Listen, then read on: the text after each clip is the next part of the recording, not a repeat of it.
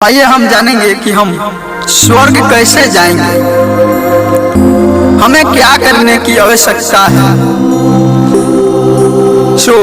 प्रभु यीशु मसीह के पास एक धनी युवक गया और वो पूछने लगा कि प्रभु हमें तू बता कि हमें स्वर्ग के राज में प्रवेश करने के लिए क्या करने की आवश्यकता है।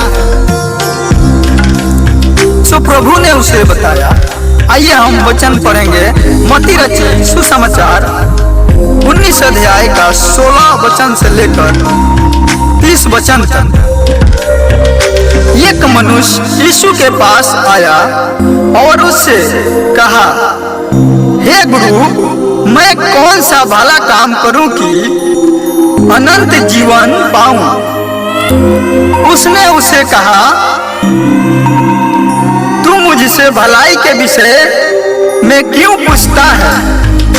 भला तो एक ही है, पर यदि तू जीवन में प्रवेश करना चाहता है तो आज्ञाओं को माना कर। उसने उनसे कहा, कौन सी आज्ञाएं? यीशु ने कहा, यह कि हत्या न करना, व्यभिचार न करना, चोरी न करना, झूठी गवाही न देना, अपनी पिता और अपनी माता का आदर करना और अपने पड़ोसी से अपने समान प्रेम रखना।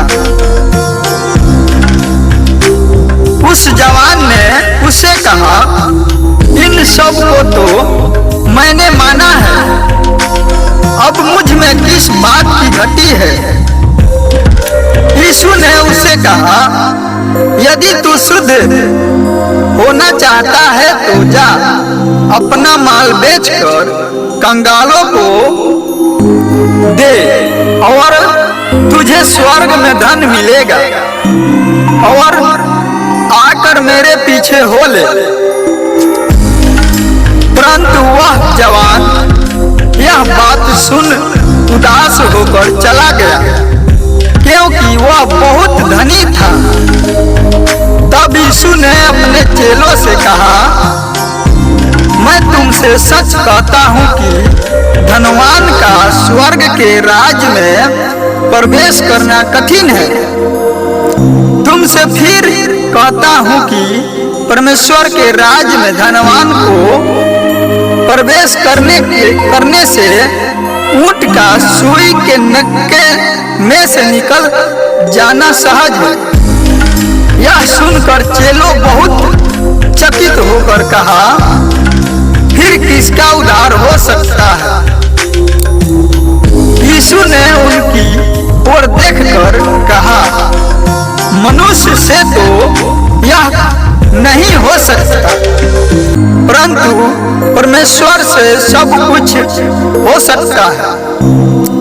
इस पर पतरस ने उससे कहा, देख, हम तो सब कुछ छोड़ के पीछे हो लिए हैं, तो हमें क्या मिलेगा?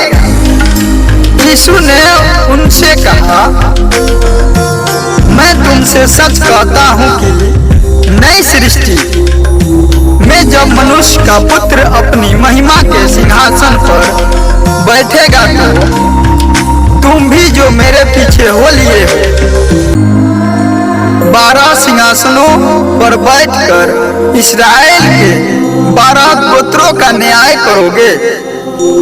और जिस किसी ने घरों या भाइयों या बहनों या पिता या माता या बाल बच्चों या खेतों को मेरे नाम के लिए छोड़ दिया है, उसको 100 गुना मिलेगा और वह अनंत जीवन का अधिकारी होगा।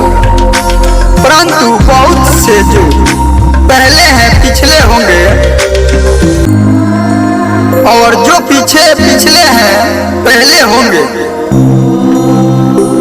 मेरे प्रियो, प्रभु यीशु मसीह कहते हैं कि जो मेरे नाम के लिए घर या खेत या भाई या बहन या बाल बच्चों को छोड़ के जो मेरे पीछे आता है उसको 100 गुना करके मिलेगा और वो अनंत जीवन का अधिकारी होगा, यानी स्वर्ग का अधिकारी होगा।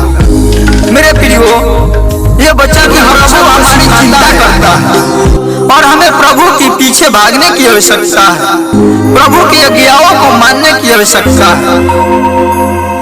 सो मेरे प्रियो, इस वीडियो से और इस वचन से हम सीखते हैं कि हमें स्वर्ग जाने के लिए हमें प्रभु यीशु मसीह के पीछे चलने की आवश्यकता है और दूसरा मार्ग कोई स्वर्ग जाने का नहीं है।